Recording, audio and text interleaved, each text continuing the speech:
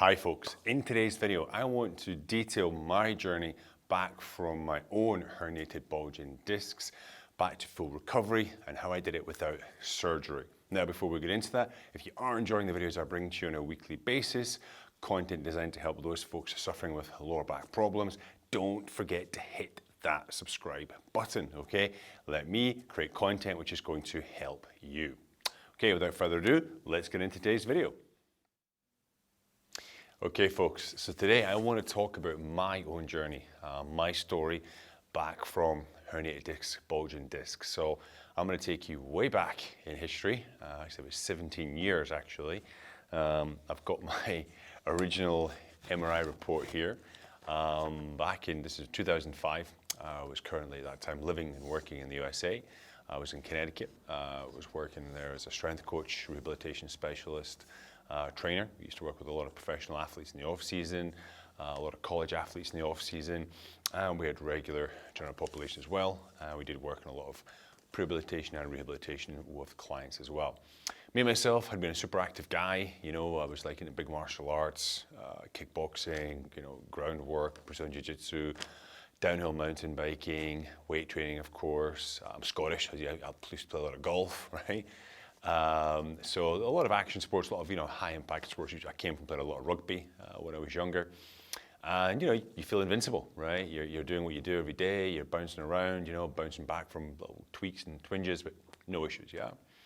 Well, that came to an abrupt halt. It was springtime, 2005. I was going into the car and I was on my way to work.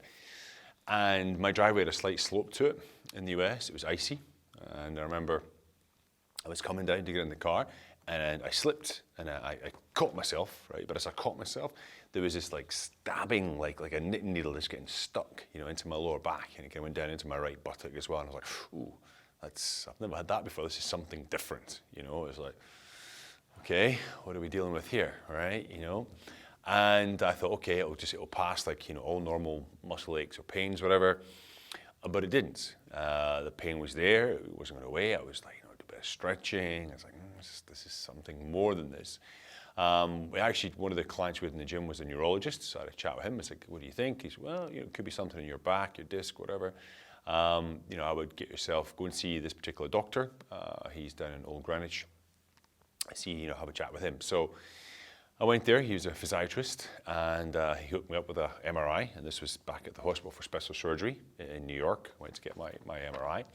And it comes back, and the last report there was a posterior right paracentral disc protrusion, so your disc is sticking out there, causing impingement on the posterior displacement of the right S1 nerve root. What does that mean? Well, essentially it means my disc was bulging, okay, it was herniated, sticking out of the canal there, and it was pushing on my sciatic nerve and giving me some pain in the buttock. Now at this stage, my sciatica pain wasn't that bad, okay, it wasn't running down my leg, wasn't into my foot, and this particular chap, the doctor, he's like, look, I can give you a shot into the spine, fluoroscopy, it'll help with inflammation. And I'd already had a look at some of the literature and I was like, okay, you know, it sounds like a good sort of first step, you know, in conservative management. So I get the shot, I start doing my own sort of core work in the gym. I'm avoiding, you know, lifting, you know, too many heavy objects. I'm taking my time, being careful. And things, you know, it's great, you know, I'm doing fine, yeah, I can go back to being myself again. And I really think because it wasn't that bad at that stage, you know, I thought, oh, I'll be fine in a couple months, you know. I was like, I'll bounce back as always, right? I was like 30 at the time. And I was wrong because come a bit later on that year, this next MRI is from August, 26th of August, this one. I remember the day, I was full of beans, right? You know, I'm back to normal again. I'm in the gym and I was like, I'm gonna squat today. You know, I'd been doing a lot of one-legged stuff, step ups, split squats, you know, not really loading my spine with anything seriously. I'm gonna squat today. So it wasn't even that much. I think it was like, I don't know, 130, 40 pounds, something like that. And I squatted down. And this is when I also discovered that my squat technique was probably not the best because I butt winked, which is where my sacrum, like your tail tucks under as you squat at the bottom. And if you've got a loaded bar, that's not good, okay? And I got to the bottom of the squat and immediately I felt the pain across my lower back into my leg. And I was like, okay, this is not good. I listened to myself, I racked it, I stopped the workout for the day. It was bad, okay? Sciatica was starting to creep now down into behind my leg, into the lower leg.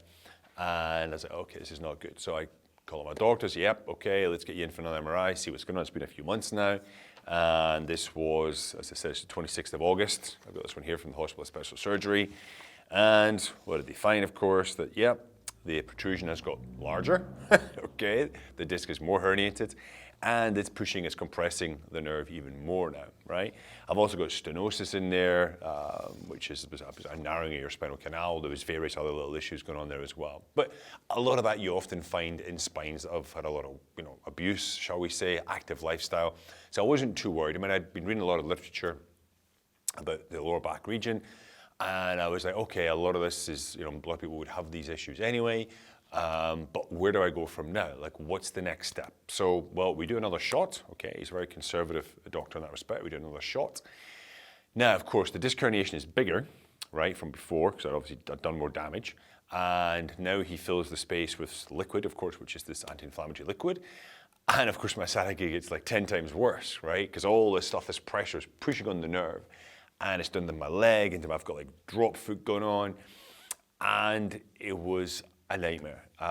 Probably for like, I think it was 10 days, a week. I was off work for like a week, 10 days. I lived on the floor. I could not, if I'd go up to stand, to move across the room, whatever, I remember trying to carry a plate back to the kitchen.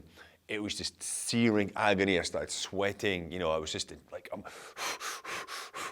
trying to fight that sciatica pain. It was horrible, horrible. And when I did go back to work, because, I'm self-employed, and my boss was like, oh my God, one of my main guys, he's going to be out, it's game over, it's a nightmare. I went back and I literally was working on the ground. I was lying on the floor. I was asking clients, hey, would you mind picking up that weight? Would you mind doing this, right? They were very understanding, which was nice. But I was pretty much living on the floor, okay? Now, I had to take a long, hard look at myself and what my next steps were. Because I'd always felt invincible, right? And here I was in a serious position, right? And,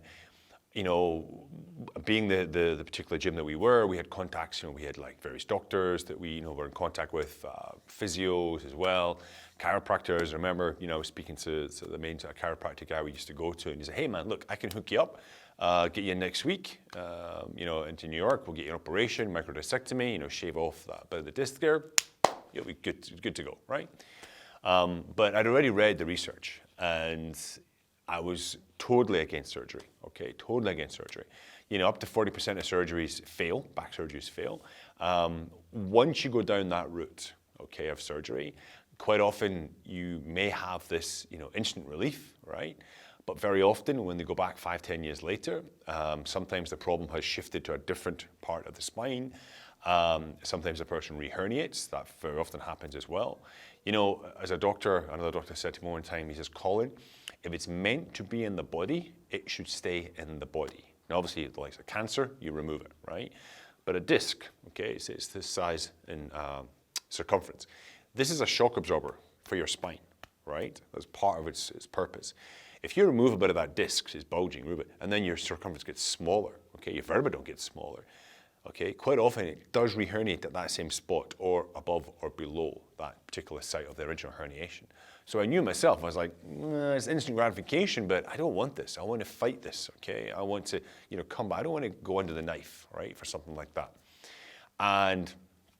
But I could have done it. It was easy, right? When you're in abject agony, trying to find positions to sleep in. My girlfriend at the time, she was chopping up my food, giving it to me in the plate on the floor, right? So I was popping pills. I was living on, I think it was 4 to 6 Excedrin a day.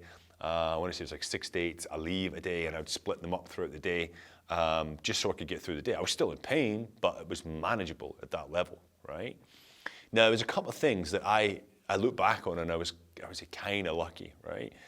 I'm a big sort of critical thinking guy, so I was into the literature. I was okay, what did I learn at university? What did I learn at school? Who have I learned from all these different guys I've worked with over the years? Into the literature, I knew I had to get my core strong, okay? So I was doing a lot of core work, But at the same time, I was like, okay, how can I help this disc heal, right? What's the, the ability for disc to heal? Now, discs, they can heal naturally. It's quite interesting. The greater the herniation, the more chance it will heal naturally, okay? It's like there's a larger inflammatory response from when you get a very large disc herniation, which literally will create the body, it will sort of create the right environment in the body for it to reabsorb very quickly. But I wanted to sort of enhance this as best I could. Now, luckily, I had just signed up for a course. I'd actually signed up a few months before with a man called Dr. Guy Voyer. He's a French osteopath. He still practices today. And he was teaching in North America. He was teaching in New York. And he signed up to his course. And one of his sort of modalities, areas of interest for him was actually lower back rehabilitation and disc herniations.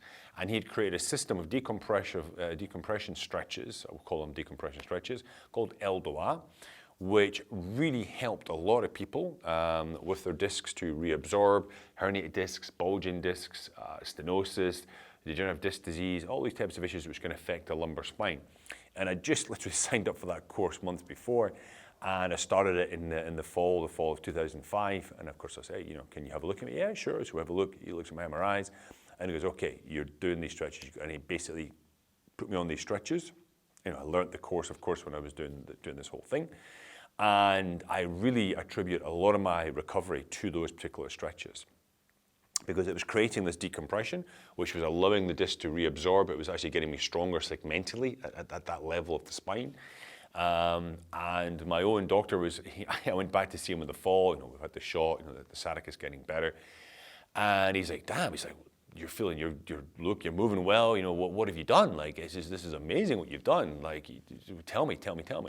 So I explained to him, I said, look, I've been doing all this stuff, core work, of course, but I've also been doing the work of this particular Dr. Guy Voyer. I've been studying under him. And I explained the physiology behind it. He said, yep, that makes perfect sense. That is possible. I wasn't going on these decompression machines that you see for like $5,000-10,000, to get the kind of treatments. This was targeted decompression work by using the body itself. And he was so impressed, he started to send me clients to the gym to work with for rehabilitation of the lumbar spine, people trying to avoid surgery, etc. He was so impressed. And this continued, for my remainder of the time in the US. And then I was able to do the same when I came back to Europe as well, helping a lot of people, hundreds of people, with their lower back problems. Now, just to go back, to myself, people say, well, look, how long did it take? What was the time frame of things? So, to be honest, I'll try to, bring this as much as I can. The sciatica from when the herniation was at its worst, okay, so we're talking the second time I squatted down. Now, this is the big thing I talk about with clients, is you cannot do too much too soon, right?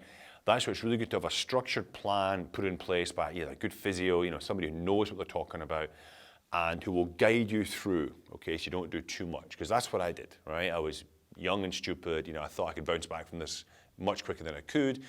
I went into the squat again. The disc hadn't properly healed. Obviously, I herniated even more, all right? It does take a long time for that disc to heal properly. So when I went on to the second herniation, that's where I said, okay, Colin, you gotta, as we say, screw the nut, all right? Screw things down, get yourself on a focused plan here, okay?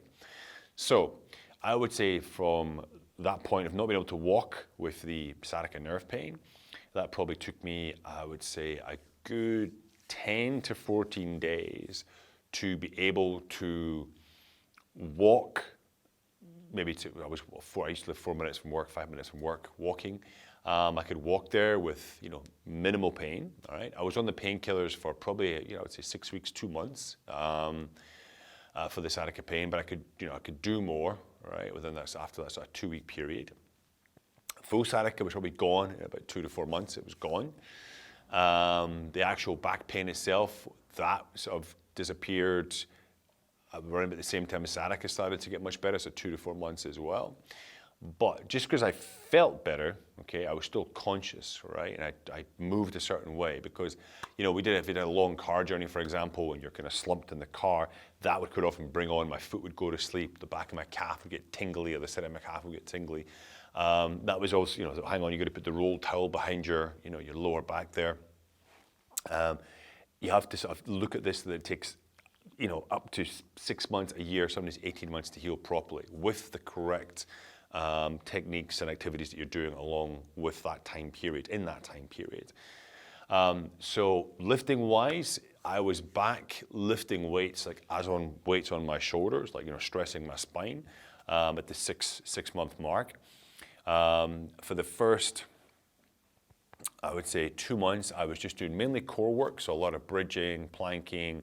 I did some McKenzie work, which was extension, where you lie prone on your arms, extension work. That was for the first couple of months. And at the 4 to 6 month mark, I started to bring in some arm work. So I would sit in the bench, I would brace my core, and I would just do some light biceps. Same thing for triceps. So I wasn't doing something which made me go, and like a lot of stress, because all that, when you brace really tightly in the core, it does create some compression on the spine. So I was making sure I was just doing very light stuff. I would start to do push-ups, but I would do the push-ups with my feet, on the ball to create some sort of instability to help my core. So for that first up until that sort of 5th, 6th month, I was doing no spinal loading. And when I did go back to spinal loading, it was more things like I would take 2 dumbbells and do some walking lunges, or I might wear the weight vest. So again, it was, it wasn't body weight. It was maybe 20 or 30, maybe 40 kilos or so. So up to 80 pounds in total, which was less than half my body weight at the time I'd be doing. And it was from that 6 month mark onwards, that's when I started to increase sort of the load segmentally on my spine and my spine. Everybody's a little bit different in how long it will take, the herniation to heal over, or for all the pain to dissipate. For most people I've worked with, it's always been sort of 6 to 12 months from full herniation for somebody to come back to be able to do their sport and activities again. But one of the biggest things is it's you got to stick to the process, I know in the beginning it can feel, helpless, right? When's it going to end? Because you want to be going back to doing what you did before. You want to be squatting your 200 kilos. You want to be, playing with the kids, running in the park. You want to be able to do, drive your car without pain. But you got to trust the process, And a lot of it is basically, you got to be diligent in doing your activities, I was doing my decompression work every day, multiple times a day, I was doing my core stability work, 3-4 times a day. How I would move, this was a big thing. This is a thing I put across a lot in my videos and in my course, is how I moved, right? So if I've got a herniated disc, if I flex my spine forward, right? Maybe I've not got any pain at that time with doing that flexion. But if my herniated disc, I've got a herniation, its material's out, it's like picking a scab. It's never going to heal as long as I keep stressing it, It's micro stress, right? And if the disc is healthy, it's not a problem. But if the disc is damaged and I'm consistently, tweaking it, it's never going to heal. So you got to put your body in the right position for it to heal. And yeah, that takes willpower, it takes commitment, right? You got to be disciplined. And one of the things I did with my movement was, even if I was, picking up a piece of paper from the floor, or like a pencil from a bench, like something really simple, I would literally go up to get as close as I could to the bench. I would, brace my spine, brace my stomach, hip hinge, keep my back nice and neutral and flat, step my hips back, pick up the small item, close to my body, go away with it, place it wherever. I wouldn't just bend over and twist. Even if I had no pain from that particular movement, I was conscious, and I did this for at least the first 2-3 months of my recovery process. And the reason I was doing it is because there's actually literature that was done back in the 90s, and it's about avoiding flexion for the first 4 hours of the day. And it showed great benefits for those suffering from chronic lower back pain problems. And I talked about it in other videos, and I just implemented it, myself, from looking at the research. That makes a lot of sense to me. I'm avoiding stress in the disc. And again, I think that's a really, really very big thing for me that I recovered, was basically daily movements, how you move around. And I harp on it about it a lot, but I think for you guys out there that are struggling, that are really suffering, it's really important to consciously be aware of how you move, how you sleep, your daily activities, and you have to adjust. If you want to take the fast route, you're in excruciating pain, you want to go the surgery route, I'm not going to stop you, I'm not a doctor. I'm not here to say, do it, don't do it, whatever, right? But I feel you should always try to exhaust every possible solution first, right? Conservative treatment when it comes to your spine is very, very important. As I say, if you go down that route, it can bring instant relief, but for a lot of people, they have pain issues 5, 10 years down the line where it can re-herniate again or something else happens within the spine because they've lost some of that material that used to be there and it did serve a purpose. Yeah. Yes, there are times when surgery is absolutely necessary. If the person's got bowel issues, urinary issues, because the nerves are affected, then of course you've got to go in there, you've got to remove that disc material which is bulging out, herniating out.